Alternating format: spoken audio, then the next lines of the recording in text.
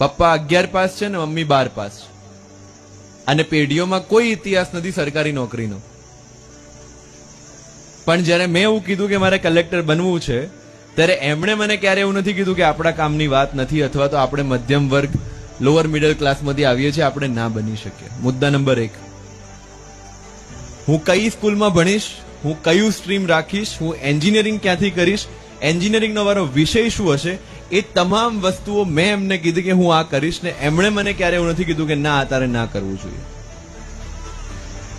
એમણે એક જ વસ્તુ મને કીધી કે તારે જે કરવું છે તું કર, અમે તારી સાથે છે.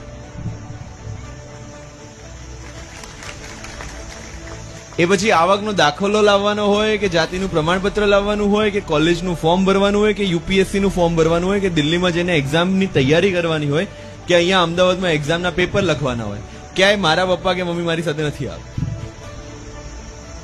પણ એ સ્વતંત્રતા મને આપી કે તારે જે કરવું હોય તું કર, ને એનું રિઝલ્ટ છે કે આજે હું અહીંયા છું. એટલે મા બાપ તરીકે આપણો માત્ર રોલ આટલો છે કે આપણે બાળકને એક ફ્રીડમ આપીએ, એક સપોર્ટ આપીએ.